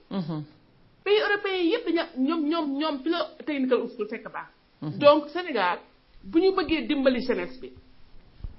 bu ñu bëggee réel di dimbali jeunesse bi nga xam ne dañu nekk di dugg ci gaal yi di dee di xaru nañ leen jàngal métier parce que du ñëpp ñoo destiné pour dem du ñëpp la yàlla destiné pour ñu dem jàng am ay diplôme am na ñoo xam ne yàlla joxu leen loolu yàlla mi ngi leen jox ci loxo ci liggéey ci loxo métier tu vois donc ñooñu bu fekkoon am nañu ay système éducatif boo xam ne prévoir nañu yooyu parents yi gis seen doom xam ni sama doom ji de vraiment bëgg naa mu dem ci jàngi école mais gis naa ni li métier bi ci la ko yàlla gën a jox ma yóbbu ko ci école ma yóbbu ko ci technical school boobu mu dem jàngi trade dem jàngi plombier wala mu dem jàngi whatever li mu bëgg a nekk mu nekk ko dëgg la tu vois dëgg la donc loolu la ñu war a bu ñu bëggee xaw a solve tuuti problème immigration pour mën a solve problème yi xale yi di dee ci géej gi wala xale yi dem Europe nekk ci drogue bi ñu jàpp leen ñuy soit nga dee ou bien ñu dugal leen prison nañu ubbi ay école technical school pour xale yi jàngi métier parce que du xale yépp ñoo mën a réussir ci école jërëjëf Faby foofu la solution wu immigration foofu lay commencé ci suñu dëkk dëgg la is part of the solution dañuy commencé is part of the solution dëgg la moom fi mu nekk nii problème bi mooy vraiment am nañu idée yi de mais am na yoo xam ne nag nit ñi mënuñu ko def gouvernement yi il faut mu dugal loo xam gouvernement yi il faut ñu xalaat ne la jeunesse sénégalaise ñooy yor Sénégal ëllëg bëgguloo nit jóge dëkkam ñëw di yor Sénégal nee naa Sénégal ku fa ñëw te dëkkuloo fa sa intérêt moo la fa andi booy def sa dëkk ngay xalaat mais xale yi nga xam ne ñooy les futurs leaders du Sénégal nañ leen dimbali ñu jàngal leen lu am njariñ njàng mi ñuy jàng mais yow da ngay ñëw bitim réew jàng bi nga jàngoon da ngay teg à côté doo ko utiliser bon lan moo tax ñu war a tardel suñu ay doom si ay jàng ay réciter ay leçons ay def yoo xamante ne yi amaluñu njariñ mais est-ce que Sénégal système bi fa nekk est-ce que suñu système la est-ce que système boobu dina avancer suñu njaboot yooyu yëpp ay affaire la yoo xam ne war nañ si xalaat Ben what do you think léegi si maanaam li indi par exemple manque de profession yooyu école technique yooyu li ko waral mooy aussi ñun suñu biir Sénégal yi dañoo rëy parce que boo xoolee suñu culture Sénégal mécanicien bi dañ ko néewal dañ ko tuutal maanaam tey jii sa doom bu ko am mécanicien bëggoon bu la nee mécanicien la nga ne ko yow mécanicien yow de dañoo bët bu dee def ñëw la menuisier la da nga koy tuuteel ni ma ta dëgg alors que corps yooyu dañu dafa nekk ay métiers yoo xam ne si moom moo def ànd ak jamono par exemple bu dee jeunesse bi dañu ni léegi Sénégal émergent ça veut dire que ay infrastructure da la fa bëri dañu tabax ay building dañu tabax ay pont ay chaussée ay route yooyu yëpp da la fa am mais loolu comme wax léegi ñu ngi ñëw di jëli chinois yi ñu koy defar bu fa technologie bi nekkoon à gogo depuis des années kon bi ñu jël benn étranger bi ñëw dañu def suñu liggéey yooyu déedéet parce que dooni ba Sénégal il y a pas des ingénieurs am na fa moom am na fa donc lépp rek mooy léegi c'est nous qui perd mooy si manque d'école yooyu parce que dañoo jël yenn corps yi yenn métiers yi tuuteelu ko maanaam indi ci yenn genre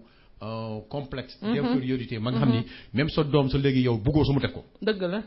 yow sa doom yaa ngi koy jëm a poussé mu nekk ingénieur wala docteur alors que boo def naa sa doom maa ngi moom a yem mënuñoo loolu lépp mënuñoo nekk maa mu yore cravate am rek dem sa office ba toog gàddu cartable am dem sa office ba toog ñàkk a xam rek alors que fii un contracteur mooy ñi ñoo lañu leen di wooyee fii ñoom ñoo fi am kër yu baax yi yore xaalis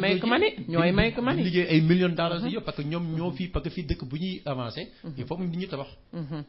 bu nit ñi di tabax mais ñoo war a defar tabax bi dëgg yàlla il faut des entrepreneurs il faut des ouvriers architectes ingénieurs yëpp te pourtant am nañu ko Sénégal mi ngoog na am nañ ko Sénégal mais lu tax ñuy war a dem di ko àbbi bitim réew mais ouvrier sénégalais par exemple boo demee si sous région bi ay Guinée ay Côte d'Ivoire yooyu yëpp maçon yeeg ouvrier yi ña nga fa fees dal yëpp c'est des sénégalais ñi fa kuy ivoirien wala Guinéen bu bëgg a tabax këram gu baax sénégalais ouvrier sénégalais lay wut donc mais gouvernement bi moo ci poussewul par exemple la jeunesse si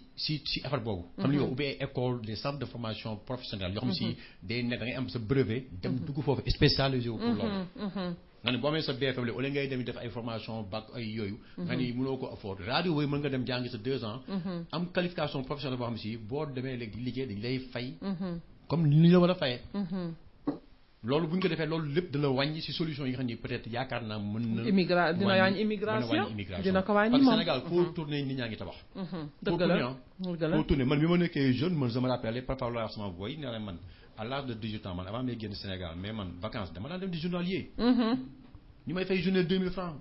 1500 may yenn suuf ak bureet ak jaxase ciment loolu ma doon def loolu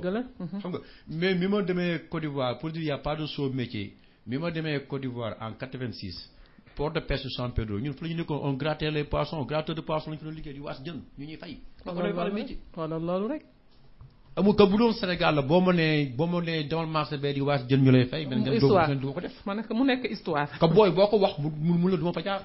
te boo demee bitim réew di nga ko def di nga ko def tey ji yow immigré li fi muy jaar yépp am na ñu nekk Sénégal di la boo leen mayul 10 000 francs ñu mere la que yow fi nga jaar boo leen fa waxee duñu fa nangoo jaar donc complexe d'infériorité boobu il faut que léegi ñun ñu dindi ko suñu mentalité léegi xale bu jigéen bi bu jigee ci village bi vacances jot mu ñëw en grande ville mbindaanu am ci benn 50 000 francs dem jënd ay kayam di wóor benn sëram di sol ay daal caraxam di jàngi bu demee classe ñu koy saboté mais pourtant ñooñu ne ñooy xëy suba nekk ingénieur yi ak docteur yi jom ji parce que ñoom ñëpp il faut mooy góol il faut que dans la vie il faut nga benn góol mais bul lépp rek mënu xëy suba mënta nekk du xëy sotti il faut nga am góol ñi ngeen gis ñëpp ñoo nekk fi ay milliardaires ñu xëy suba yooyu seen oto yi rafet fi ñoom ñëpp daam fu ñu jaar c'est que nit ñi yow da ngay judd tey gis waa ji kër gi rafet wala tout nga ni waa ji man fekk na am na fu mu jaar mais waa ji boo wër naa man la jaay na puso jaay na cuuraay bitigu mbagg na yenoonoo ay saaku def na ko nekk def na ko mooy góol bi ñuy wax ut am leen seen góol xëy na ñooñu pas yooyu seen i doom mënu ñoo judd si bagage yooyu gis alal gi ñoom bon il en profite mais seen papa am na fu mu jaar il faut jaar-jaar bi am jaar waaw réussite moom pour mu am il faut nga am jaar-jaar dara xëyul sotti fii même au niveau de l'immigration même gars yi ñuy gis ñi tabax kër Sénégal dem jógee bitim réew dem Sénégal taw fa kër wala nga investir fa naa leen bu dee da nga ko teg si yoon si liggéey ma nga ñaq ko dem Sénégal réaliser ko tu le mérite parce que immigration fii li tax nga mën a dajale mooy nga wàññi say bëgg-bëgg loolu mooy définition xoslu mooy nga wàññi sa bëgg-bëgg parce que ñun bu ñu nekkoon Amérique bëgg dund comme ni américain yi di dundee du ñu yónni Sénégal $100 par weer dëgg la moom mënuñu ko dëgg la moom bu doon dañuy ñëw fii booy jënd oto da ngay jënd oto bu am 10 ans parce que boo jëndee oto bu bees paiement yi boo ko fayee bu fennement jotee doo mën a envoyer sa yaay xaalis da ngay dem xool koñ boo xam ne si fa la rent yi gën a yombee mais sécurité bi aussi fa la gën a manqué nga dem dëkk foofu pour lan nga mën a économiser ay xaalis mën a dimbali ñi nga war a dimbali parce que yow li ngay am dafa yem si yow képp da ngay sol sa benn jéem dëkkat sol pendant 6 mois demoo cinéma demoo club toppoo si yu la belle vie yi ñu mën gars yi si télé bi tax ñëpp di bëgg fee ñëw yow loolu yaa ngi Sénégal ñi ci bëri yaa ngi ñoom yenn ci yem wala de temps en temps nga xëy dund ñëw toogaat delluwaat si sa solaa sa mbubu xoslu man loolu moo mën a tax boo amee juróomi dërëm nga mën a jot ñett bu yàggee nga mën a am dara nga yóbbu ko Sénégal def ci dara mais bu dee loo am yàqu ko yaa ki nekk Sénégal yéen a yem loolu la nit ñi tamit comprendre lul je donne un exemple dama dem Sénégal benn jour jël benn taxi luy un taxi moolu mu yóbbu Thiès rush hours heure trafic ay 5 heures taxi bi ni ma 15 000 francs boobu yàgg na tuuti quoi temps yi man Thiès Dakar 10 000 laa la fay waa ji ni booy bi ni ma 15 000 francs maa ko da nga may déposer Thiès ba ñëw allez simple booy bi ni ma 15 000 francs maa ko d'accord on y va léegi que retour bi day jëlaat client ñuy dem ma si yoon yi may waxtaan booy man ko booy ñaata ngay verser par jour mënuma 10 000 francs maa ko da nga am 10 000 francs par jour mu mën lu ko ëpp maa ko la mooy lu ko ëpp mu ma yeesaa ma versé am sama 10 000 yeesaa ma versé am 5 000 extra man maa ko fay 15 000 10 000 la wala versé que liggéey na ma boobu il est presque 5 heures pour Dakar donc ça veut dire que li mu jot liggéey si suba gi yëpp moo ko moom man li ma koy fay dala ci yow dala ma yóbbu Thiès 5 000 francs bi mu jënd ci essence non léegi noonu ñëw 10 000 mu versé ko que buy ñëw dana jëlaat ay clients si yoon yi indaale leen donc journée bi jeexagul donc mu kon pour dëggal moom li mu wax kon loolu mën na nekk léegi man ko booyee mënuma man ko est-ce que xam nga boo mënee jenc 10 000 francs par jour pendant 1 mois ñaata la mënuma waaw calcul moo ko dee man ko 10 000 francs pendant 30 jours mooy 300 000 mënuma waaw man ko 300 000 pendant 10 mois mooy 3 millions man ko donc pendant 1 an mooy 3 millions 600 man ko boo ko defee 10 ans mooy 36 millions man ko nit nekk na États-Unis dafa 15 ans ñëw Sénégal yorul 5 millions yu mat ah liggéey am na fa de fa dëgg yàlla maanaam il faut nga wàññi say bëgg-bëgg bàyyi bëgg bay bu pare ta seef denc bàyyi yàq ni man ko bu dee yow girée nga man ko boo dajalee 10 000 francs pendant 1 an jënd si taxi bopp that's true datoo liggéeyal kenn that is true 10 000 francs yooyu di dugg si yow mais dañ koy xeeb et puis organisation bi aussi mooy li ma wax dañ koy xeeb parce que pour yow 10 000 francs yooyu je préfère nga dem lekk ci 5 000 francs dibi ànd ci sa benn copine wala whatever nañ teg ci time whatever mais ko mu jënd ci diw yow nga yaakaar ni yow la vie continue mais boo lu ki nekk Amérique même chose li ngay liggéey loolu lay liggéey mais day wàññi ay bëgg-bëgg day wàññi bëgg-bëggam dëgg la de moo tax mu mën a ñëw tabax këram waaw kooku moom dëgg la te loolu wax nañ si raise awareness mooy le réveil des consciences si xaalis ni ñu koy manipuler parce que Sénégal xaalis baa nga fa ñun ñi dañuy liggéey xaalis xoolal jigéen ñi xaalis bu ñuy liggéey mais fan lay dem yàq ay puukare yoo xam ne amul benn njariñ mu nekk ay waxtaan yoo xam ne war nañ si waxtaan pour yee nit ñi parce que pauvreté ba fa nekk mais ñun la ñun ñoo ko créé premièrement da ngay nekk koo xam ne dafay liggéey mais ñun waa Sénégal duñu xalaat suñuy sët xam nga tubaab lan mooy différence am ak ñun maa ngi koy waxtaane rek démb mooy tubaab bi dafay xalaat ay sëtam moom du xalaat rek tey ñun nag boo ne nit mën nga denc defee 5 ans nga mu ne 5 ans loolu moom bari na mais ñii dañuy xalaat ne dans 20 ans dinaa am 36 millions muy li nga doon wax léegi 36 millions yooyu boo ko amee say sët rek defar nga seen àddina mais ñun duñu xalaate noonu mais à chaque fois ñu ngi am xaalis bi mais ñu ngi consommer dañu def benn survey fii au niveau des États-Unis ñu gis ne y a presque plus de 43 millions d'Américains africains ay nit ñu ñuul ci population américaine presque 44 millions chaque année dinañu make lu mat $1 trillion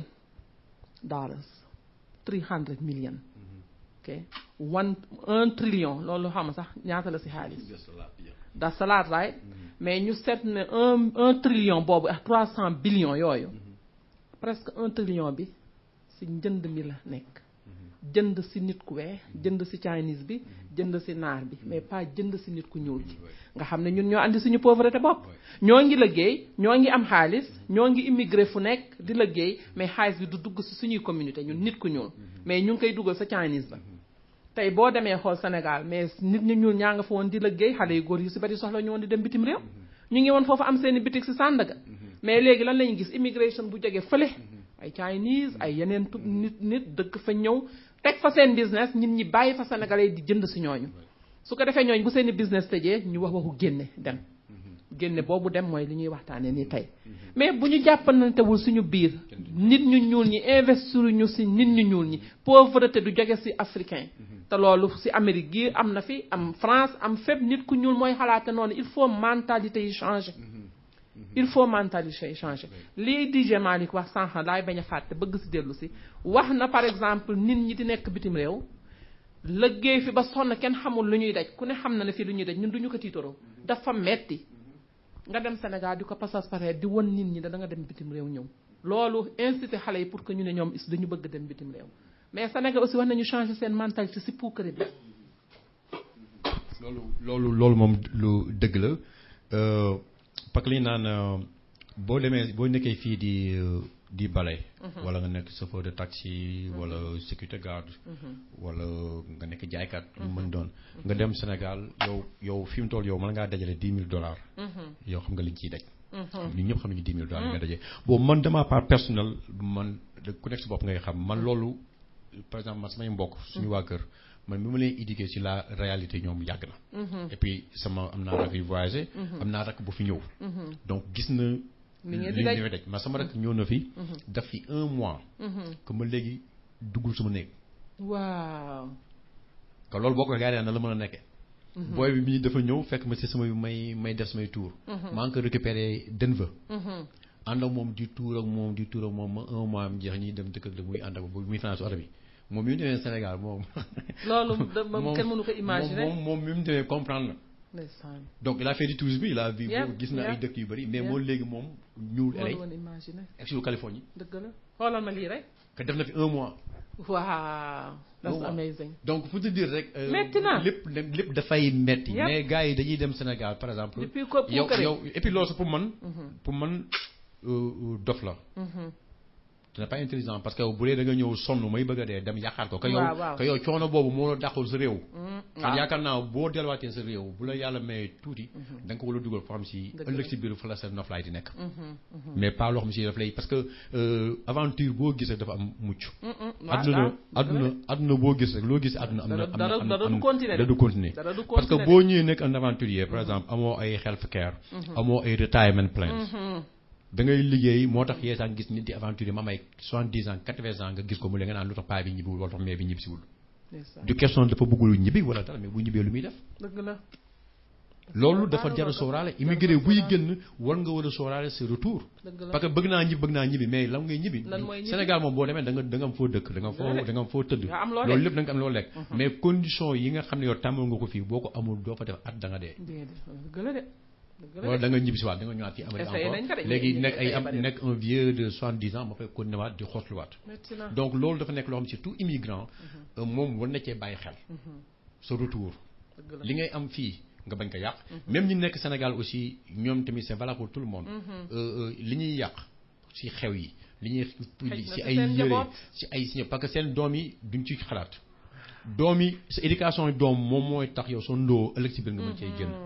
moom moo tax aussi yow sa ndoo askan sax ngeen mën cee génn ay sacrifice lay def mais le Sénégal ne se sacrifice pas pour sa famille parce que ñen ci ñun Sénégalais ñoo am compte épargne pour say doom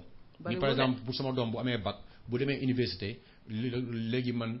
comme xale bi nangu naa jàng gis naa ni dala mës ami bac chaque fin de mois naa ko jencal benn 10 000 francs comme ça bu eggee université au moins mu am benn 2 millions boo xam si dama koy teg ci loxoom ni ko mu mën cee démarrer wu xale yu jigéen yu bëri seen njàng mi ngi yàqu Sénégal ndax loolu dañuy dem ma nekk Amérique dañuy dem ma dem université du moins dem foofu amul ils n'ont plus les moyens seen parents yi amuñu moyens ñu dugg si lox mi si situation moo leen ci dugal ma dara fekk leen ci seen njàng yàqu loolu mooy suñu point bi ñuy bëgg a dugg mooy studying bi ñuy wax nit jóge bitim réew parce que ñu bari dañuy bëgg seen doom dem bitim réew jàngi mais xamuñu réalité bitim réew fii jàng cher na fi cher boo xam ne mën nga wax ne benn université rek par année mën nga si fay ab 20 millions mbaa ab 30 millions par benn année xale bi war fa nekk pendant 4 ans waaw léegi yow bu fekkente ne parent boobu xale bi bu ñëwee fii déjà étudiant du fi liggéey xanaa mu nekk liggéey clandestin mais étudiant buy jàng fii façon visa bi ngay am mënoo liggéey fii mais nag man nga gis ku am salon mbaa nga gis ku am boutique am nga dem di leen jàppale te loolu xam nga c'est pas underground lay doon donc 10 millions 20 millions par année pour nga war ko mën a fay metti na ci xale yi moo tax yenn saa yi ñuy ñëw di def nag sa dul noonu mais parents yi wax nañu ban jàngale ngay wax parents yi ñoom ñi nga xam ne ñooy envoyé seen doom bitim réew pour ñu jàng te duñu xam condition bi xale bi nekkee ci dëkk ba muy jàngee bon kooku c'est problème loolu problème la mais de toute façon dans la vie li ma wax il faut être réalistique you have to be realistic in life yow boo nekkee un enseignant am un salaire moyen de 200 000 francs par weer tu multiplies ça par 12 yow amoo sa 4 millions par weer sa salaire amoo 4 millions de salaire par an yow sa doom nga bëgg ko fayal 20 millions de pour ses études par an parce que boo calculer diggante logement bi que li nga wax ay jàngam ak fay yëpp daf koy mat loolu yow léegi yow bu dee yow sa famille yow donc loolu mu yow bu dee da nga am doom di ko bëgg rek mu dem à l'aventure yow xam nga ni kon yóbboo ko pour mu jàng parce que bu dee yow sa réew mi nga dëkk l'éducation n'est pas gratuite à plus raison dans les pays capitalistes donc loo ciy gis élèves yu bëri bu ñu ñëwee fii dañuy ñëw pour étudiant mais duñ ko eggale wala mu avant ñu ko eggale day yàgg dañuy dem ba am na ñoo xam ne dañuy découragé bàyyi dem da yem dañuy def lay yëpp am na ñoo xam ne si ñëw nañ fi jàng mais eggale wuñ ko man xam naa bokk naa ci xam nga pas da ngay dem si digg bi nga xool nga ni waaye lii daf may tàddeel xam nga sama morom yaa ngi ñi koy ciy réussir mooy yi nga xam ne par exemple am nañu ay parents yoo xam si mën nañu leen fayee seen njàng ñoom ñu focus si njàng bi ñoo jàng fii si benn temps bu gaaw 4 ans pare ci mais bu dee da nga ñëw bëgg a boole liggéey bi boo doon def 4 ans 8 ans la lay jël wala 7 ans pour nga pare parce que da la am benn moment boo xam si parfois da ngay tëb toute une semestre rien que pour mën a jàng pour mën a jàng parce que mënoo jàng di dem nekk étudiant di liggéey bu ndaw ba pare yow bu finalement jot say waajur bëgg encore léegi au lieu yow ñoom ñu def indi pour nga jàng ñoom léegi ñi lay naan Western Union ñoom dañuy quelque chose demee dañoo lay yàkkamti loolu mooy sacrifice bi ñuy wax sànq il faut que parents yi di nangoo sacrifier pour seen doom yi il faut ñun culture boobu ñun ñu koy développer ñun suñu biir sacrifice bi nga parce que sa doom boo bëggee mu réussir ëllëg si biir man j'ai toujours l'habitude de dire benn chose ni par exemple dañoo benn aada boo xam dañu naan sa doom yi bu ñu màggee jàppale la man kooku dama ko contre man waa c'est le contraire man mënu ma am 30 ans wala 32 ans am sama benn doom di xaaraat encore beneen 30 ans encore pour sama doom boobu man yor ma léegi miin waaye man ma wala toog man di def lan mooy li ma wax moo tax na il faut que ñuy nangoo sacrifice bu dee yow da ngaa judd si famille boo xam ne si dafa laaj ay sacrifice yow sacrifice il faut faire ces sacrifices pour comme ça ñeneen ñi beneen génération bu ñëwee mu yomb si ñoom mais bu dee yow bëggoo jël sacrifice boobu mais doo dem dëgg la loolu de doon naa ko waxtaanee Ahra bi mu ngi si ligne bi di ma dégg lu bari mooy que ne yow da ngay jàppale sa doom mu dem doom jooju bu demee mais dafay am ay doom moom tamit mais su fekkee moom dafa war a wàññeeku fàtte ay doomam di def fii si gannaawam nan lay toppatooy doomam pour te dire pauvreté bi il faut mu am fu mu yem foog ñu dagg ko yëpp nañu sacrifier si xale yi nañu parce que loolu jamono bu njëkk ba la woon léegi jamono bi dafa changé xale boobu dafay am sa ay doom moom aussi war na préparer ay doomam foofu loolu moo tax yenn saa yi doo gis pauvreté si dëkk tubaab yi parce que ñoom seen doom seeni sët dañu leen di visualiser si seeni activité bëgguñu seeni sët ñëw te fekk ñu fa dara ñoom focus ñu si seen doom ñoom si seeni sët la ñuy focus mais ñun au niveau du Sénégal da ngay toog ñu naan laan bàyyil ba sa doom màgg bu màggee di nga noppalaku mais est-ce que yaa ngi investir si sa doom ba mu war laa mën a noppal te pourtant bu xew amee de tey jii mbaa nga bëgg a joxe ji ab premier cadeau pour sa doom bu góor dina la jaral nga bokk am nata ñu sotti la 1 million mbaa 2 millions boo xam ne mënoon nga ko investir ci sa doom mais da nga naan dañ ma ndeyale fële dem toog ñu tegal la say valise ngay def sa yëfi yooyu ñuy def yow fekk na sa doom mu ngi ci biir kër gi amul liggéey bëgg a jàngi mënul jàng amul métier te xaalis boobu waroon naa mën a dem ci moom then we going backward waay donc culture bi aada yi moom de façon comme li wax toujours aada yi ñoom bu leen arrangé ñu daganal ko bu leen arrangé wul ñu ne loolu dafa xewi donc loolu lépp dafa nekk ay contexte yoo xam si lépp luy poussé booy yi tamit pour ñuy génn loolu lépp ci la bokk ci immigration bi la loolu yëpp affaire ay conséquences yoo xam si séquelles yoo xam si day gën di reproduire mais na man pour man ci solution yi toujours comme que ci la ñuy wala tëjee nii nañuy xoole comme que ñun suñu sous-sol léegi yàlla def na naat na yàlla war nañu ay xéwal yoo xam ne si xëy na làqoon na ay temps léegi yàlla def na ko nañu yàlla may ay leaders yoo xam ne si wax dëgg yàlla dañu changer si leader xale yi si leader ci vision xale yi que ñoom ñu bañ a fàtte ñoom tamit ñu nangoo def ay sacrifice parce que bu dee dafa nekk dëkk boo xam ne si boo xoolee Sénégal mu nekk ñetti corps yoo xam ne si boo xoolee administration Sénégal moom la ñuy fay muy corps santé ak paramilitaire policiers yeeg gendarme yi yeeg kii ak enseignants yi boo xoolee éducation boo xoolee ñetti corps yooyu mooy ñi nga xam ni Sénégal ñooñu salaire u xaalis Sénégal bi budget bi fa lay dugg bu dee les salariés parce que ingénieurs yeeg ñoo ci ay benn lañu que ñeen ñi sax am na si ñetti corps yoo xam si mën nga leen cee dugal donc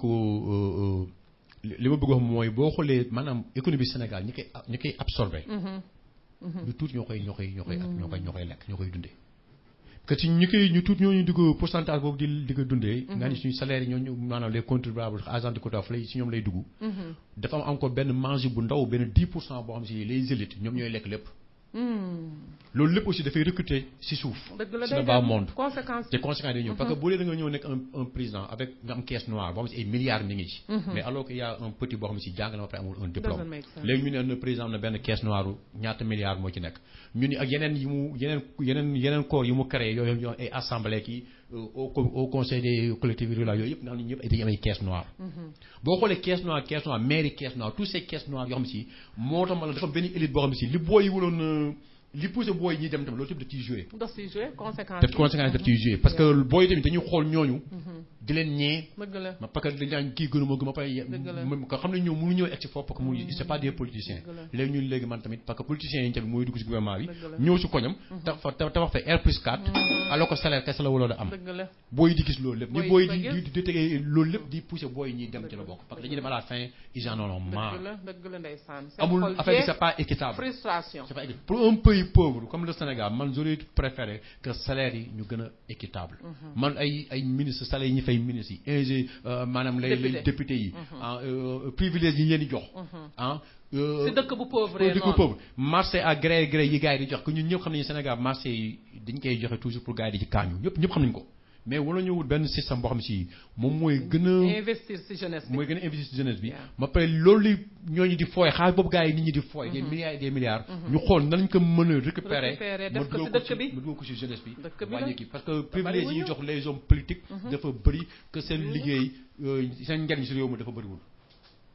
nañu fal ay panafricanistes ay gars yoo xam ne si Sénégal lañu gëm seen réew la ñu gëm. il faut nga gëm réew mi de. il faut nga gëm réew mi gëm jeunesse bi xam ne si jeunesse boobu président de la république nga fa. mais lu tax booy du ñu immigré booy du ñu immigré bu dee yow ministre député président wala DG boo feebaree France ngay faj waa Amérique mais booy yi xam nañu kon fi ngay dem di fajoo fa la lépp nekk. ñu dem ñu rey bu dee yow Sénégal ñoom bu ñu demee nangoo toog Sénégal vacances Sénégal boo amee vacances nga dem. investir Sénégal booy di gis loolu. bàyyi seen xaalis Sénégal mais bu dee yow boo nekkee un président boo paree retraité boo retraité nga dem dëkk tugal wala Europe nga dem dëkk foofu. mais yaa ngi woon sa population fii. fii dara amu fi fii baaxul. fii amu fi parce que yow yaa la nekk le premier leader. que yow joxoo la bon exemple. message la. man côté boobu laay condamner les hommes politiques. dëgg la moom. dañuy liñ leen di l'argent de contribuable liñ ciy profité dafa bëri. ma pare ñoom li ñuy dugal ci réew mi la bas peuple li ñuy bénéficié wu dafa bëri. dafa tuuti dafa néew. amul benn proportion quoi.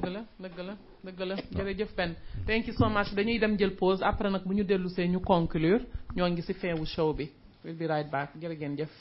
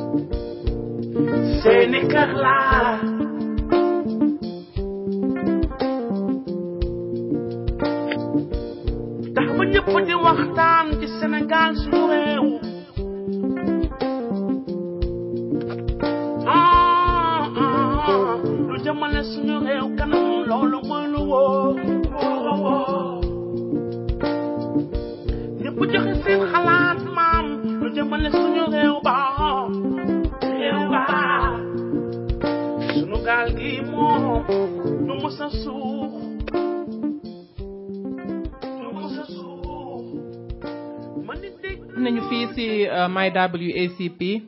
Women and Children Platform fii si sunuker.com di leen remercier si déglu bi ngeen toog di ñu déglu waxtaan bi neex na trop bëgguñu sax mujjee mais suñu temps bi jeex na ñu conclure rek ak Ben Rabi aussi mu ngi si ligne bi Ben suñu message à chaque fois dañuy bëgg si fin bi ñu xale yi ñuy déglu ñu am courage dañuy bëgg empower xale yi inspirer leen parce que situation bi metti na ku nekk ko xool sa bopp xam ne bëgg nga tekki bëgg nga am dara xam nga bëgg nga takk jabar bëgg nga gis sa benn nit mën ko dimbali it's just like bëgg nga grow nga expand mais te situation bi au niveau du Sénégal metti na te li tax émission bi ñu koy def en wolof pour wax jeunesse sénégalaise bi moo tax si problème yi si monde bi naka lañ ko mën a xam nga jëlee take it bu pare nag move on dem def dara set say goals comme ni may wax ci show yële passé mais immigration bi nga xamante ne bi xale yi ñu bari bëgg nañu génne ñun ñoo ngi bitim réew xam nañ li xew mais aussi xam nañ ne Sénégal dara am na fa comme ni ñu wax léegi dara am na fa même boo mënul génne même su fekkee moyens yi mayu la amuloo fen foo jaar dañu bëgg xale yi commencer utiliser seen mind xalaat lu ñu mën a def foofu ba boog génne possible lan ngay wax xale yi ban message ngay jox xale yi si loo xam ne ñoom ñu ngi foofu au niveau du Sénégal te mënuñu génn mais ñu ngi toog jaaxle di xalaat di frustrate xam nga bu mën leen a yenn say sax duggal si ay affaires yu ñaaw yoo xam ne waruñu ko mën a def lan mooy sa message pour xale yooyu. bon message bi may jox wax xale yi mooy dans un premier temps mooy àdduna lépp loo gis il faut avoir de la patience. nga bañ a yàkkamti. pour ñee kenn. gëmal sa bopp. gëm sa wërsëg. gëm sa destin parce que ñoom ñoo ko wax l'islam moo ko mu ni ku nekk yàlla ku mu bind rek am nga sa destin. donc àdduna tamit bu jeexagul lu nekk xaj na ci. donc mar bu mu la tax a naan. fóotit gis sa moroom am dara yéene ko jàmm li mu am yéene ko. mais yow tamit. xamal ni tamit sa destin ni ngi ci kanam. xëy na amagoo kër ren. mais yàlla mën na def ma laa déwén nga am R+5. xëy na waa ji ren terrasse la am. yow nga xool ko sa xel nga xaw a yàkkam sa àdduna tuuti. mais yow xamoo ni yow sa destin R+5 mi ngi ci kanam di la xaar. donc loolu mooy il faut nga nangoo muñ. mooy patience bi que l'islam moom moo ko njëkk a wootee parce que boo gëmee yàlla tamit. lu am da ngay nangu ni yàlla moo ko nangu. ma pare aussi li ñu naan yàlla na tamit yàlla bay sa tool. ngeen bañ a toog il faut prendre sa destin il faut que jël ko en main.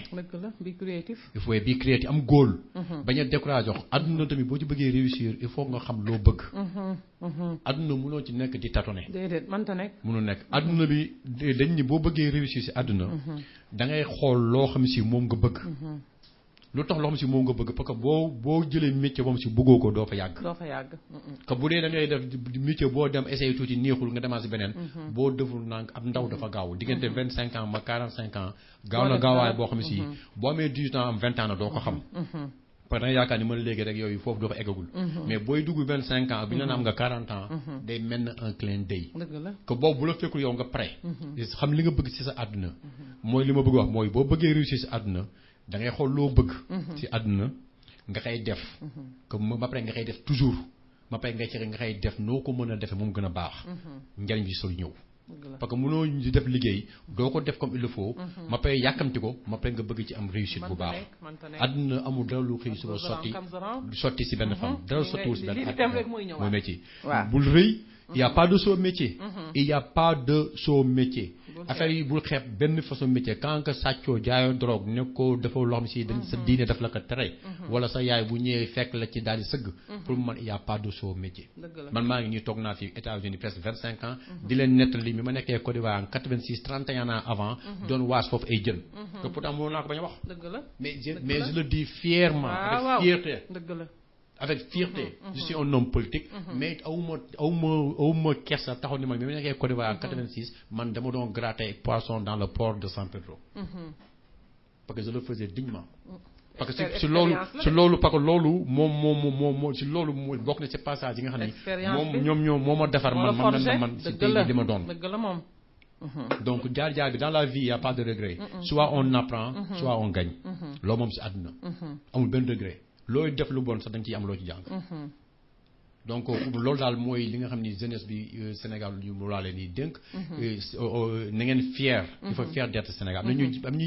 nañu xëy na suñu homme politique ñiy jaay suñu dignité. mais na dañu xam ne bu ñu gëstoo dañu gis plus de 13 millions yoo xam ne si ñoom ils sont dignes d'être Sénégal lépp lu ñu am Sénégal moo leen ko gën moo leen ko gënal. ñi bëgg a génn tamit jom gi leen tax a génn tamit yàlla na jom googu yàlla na ko yàlla tourné. ba mu nekk ay xéwal bi di Sénégal ma xam ne ñoom léegi nag ñoom ñun ñëpp ñu bokk. ñi nekk bitim réew ñibbi. ñi bëgg a génn moom c'est bon parce que boo génnee da nga loo jàng da nga jox expérience mais nañuy génnee ak beneen kàddu boo xam si bu ñu génnee dañuy respecté. maanaam du ñu nekk ay benn gang moom dañuy xool toujours comme di am di ñu pointé du doigt. xam nga nañu génn ak fierté. ñu nekk une population moom si bu ñuy génn dañu naan Sénégalais yi kat ay borom xam-xam lañu. ay c'est des exemplaires. ni ñuy génnee façon boobu. pas ay daaj ay gaal ma xam ne ku ñu gisee ku ñuul dañu yaakaar fa nga jaar. dëgg la noonu la ñuy def. waaw suñu maam yi si gaal lañu leen dugaloon. def leen ay jaam. léegi ñun ñuy bañ. léegi ñun ñu ngi dugg ci gaal yi par force. pour dugg Europe. waaw te suñu maam yi dañu leen doon yóbbu. ñoom ñu doon bañ. ñeneen ñi di xaru ko bañ a dem. léegi ñun ñooy volontaire pour di dem. pour di mu jëloon ñu sax ñu xaru. te foofu ngay dem. ñoom ñu ngay ñëw sa dëkk yow. dafa jël dafa gën a baax. di fa jël dafa gën a baax di ko yóbbu seen dëkk. bon jaf nañu toog xoolaat. waaw. it's time. waay jërëjëf. jërëjëf Ben jërëjëf thank you so much Rabi. waaw. ñoo ngi conclure ak Ben. si émission tey bi waaw c'est vrai Ben yow wax dëgg yàlla jërëjëf yow sa li nga indi ci apport bi ci show bi vraiment. intéressant vraiment c'est éducatif vraiment. tu vois donc man pour conclure ci affaire immigration bi ak population sénégalaise bi man li may wax moom mooy dafa war a dafa toucher couche yëpp. muy touche gouvernement ak parents yi. te parents yi aussi damay delluwaat toujours ci ñoom rek. yaay yeeg papa yi bu ñu góorgóorloo ci jeunesse bi. def ci liñ ci war a def. yàlla mën na am xale yi seen xel du nekk ci dem di immigré ji di dem di dugg ci yenn situation yoo xam ne mën nañ ci sax dee. jigéen ñi yàq ji ni yàq ci xew yi. boo amee si doom bu góor nga bëgg mu gaaw takk jabar pour ñu ni la ay teraanga. mais même bu ñu la ni la ay teraanga mais teraanga yooyu boo ko jëloon nga boole ko dimbali sa doom. xool sa doom sa beneen doom wala kenn kan laa mën a dimbali. ci lii ma yor nii pour mën cee mu mën a fructifier. pour indi leneen loo xam ne dafay avantager famille bi. avantager communauté bi avantager monde bi. tu vois donc immigration bu ñu ko dee wax day delluwaat ci fu fànn yooyu yëpp. gouvernement. Famille et tout ça. Donc xale yi comme li Ben wax nañu am patience. dañu am patience te bañ di xool ñeneen ñi. ndax boo xoolee ñeneen ñi rek da ngay daal di commencer yow sa bopp fàtte yow sa bopp yow. xam nga donc mën nga def ay goal comme ni nga koy waxee bi ne toujours. def ay goal. am sa vision jéem a suivre nag sa vision boobu no matter what. jërëjëf. loolu boo ko defee yàlla mën naa am léeg-léeg sa xel du nekk ci dem di immigré ci beneen dëkk di commencé recommencer à zéro nga xamoo yow la nga dem ci dëkk boobu loo fay fekk xamuloo ko jërëjëf tu vois donc loolu rek laa am lu ma doon conclure ci affaire immigration bi ñu ut ay solution daal parce que am na ba pare immigration bi c'est un fait dafa am ba pare léegi nag dañuy commencer nag léegi di wax ci solution yi nga xam ne moo ñu mën a dimbali pour sauver suñu jeunesse nañu insister ci solution yooyu naka lañ ko mën a aborder gouvernement bi naka la mën a aborder am ay technical school xale yi dem jàng métier toog Sénégal liggéey Sénégal comme ça bu ko defee dinañ éviter erreur yu bari daal ci suñu dëgg la lépp pour la jeunesse sénégalaise yal nañ ci yàlla jàppale ñëpp pour la jeunesse sénégalaise dëgg la yal na si ñëpp jàpp parents yi ñu ngi leen di woo gouvernement bi képp ka nga xamante ne ki am nga xel am nga xalaat am nga xam-xam ñu ngi lay woo vraiment pour la jeunesse sénégalaise ñu jàppale suñu doom yi créer ay structure yoo xam ne xale yi immigration bi dina wàññeeku loolu mooy woon émission bu tey bi Ben Fall dinañu dellu siwaat Ben parce que lii dañ koy continuer encore aussi may rappeler nit ñi sama livre bi nga xam ne moom laa bind au niveau des États-Unis dina génne dans 1 mois inshallah lan mooy góolu livre bi mooy pour dimbali am ay shelter pour taalibe yi jigéen ñi aussi dama ko fàtte mentionné ñu am counseling service jigéen ñi sax problème yi bari na yenn saa yi ñu bëgg wax duñu am ku ñu waxal yooyu yëpp mën na andi ay feebar ci ñoom ay counseling service counseling center yoo xam ne mën nañ ko def throughout Sénégal pour suñuy doom ya fa nekk suñuy rakk suñuy mag ak képp ka nga xam ne yaa ngi nekk foofu am njaboot soxla ku la dimbali di ko def aussi pour xale yi nga xam ne ay orphelin lañu amuñu ko leen jàppale ak xale yi nga xam ne ay handicap lañu loolu mooy góol bi tax ma bind livre bi pour que lépp lu ci génne mu mën a dugg foofu may woo bépp sénégalais fu ngeen mënti nekk nañ leen booloo nekk benn liggéey jàppale suñu Sénégal loolu mooy tax WACP nekk fii ci suñu kër di wax te duñu sonn duñu tàyyi dinañu wax ba keraa ñuy def commencé di jël ay action pour dimbali suñuy doom yi nekk Sénégal dimbali jigéen ñi pour suñu Sénégal gën a naat jërë ngeen jëf dinañ dellu saat ak yéen next Tuesday mardi bi di ñëw inshallah WACP fii ci sunukër.com thank you yal na yàlla defal ñëpp jàmm Ben thank you so much mënuñu la fay yal na la yàlla fay xalaat yi rafet nañu jekk nañ dinañ jël saa defaat beneen émission inshallah jërë ngeen jëf thank you so much thank you dégloo di sunu kër FM seeni kër laa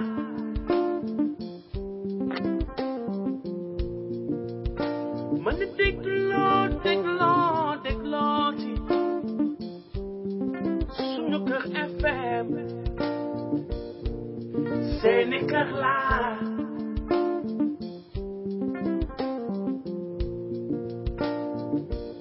tax ba ñëpp di waxtaan ci Sénégal suñu réew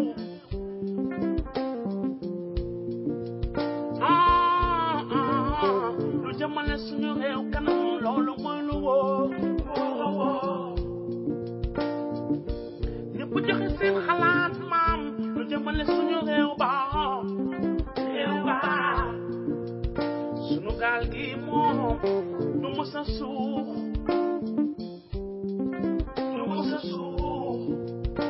man di dégloo di sunu kër FM seeni kër laa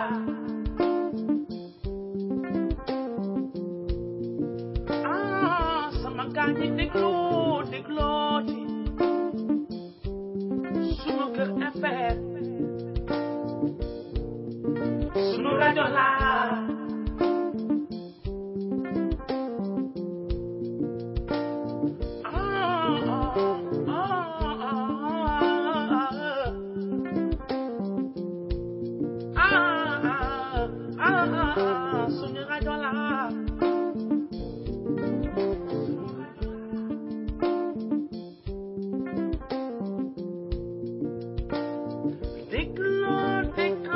dégloo di sunu kër FM seeni kër laa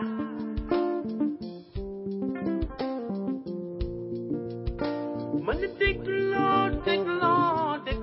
di sunu kër FM seeni kër laa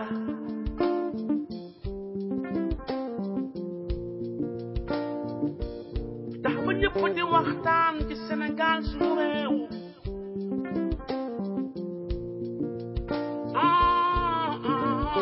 lu jëmale suñu réew kanam loolu mooy lu wóor ñëpp joxe seen xalaat maam lu jëmale suñu réew ba suñu gaal gi moom du mës a suux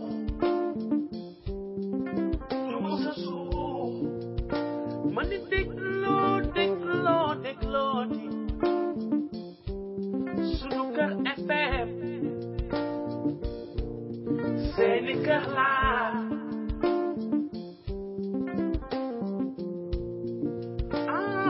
sama gaal gi dégloo di sunu kër FM sunu rajo laa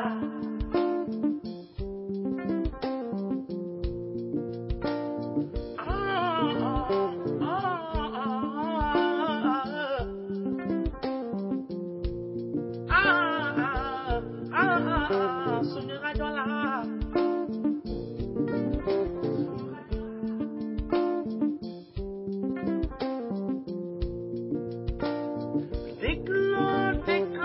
dégloo di sunu kër FM seeni kër la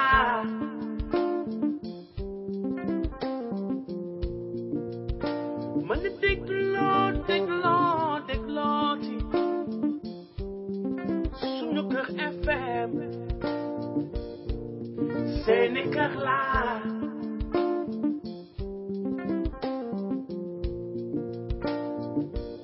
tax ba ñëpp di waxtaan ci Sénégal suñu réew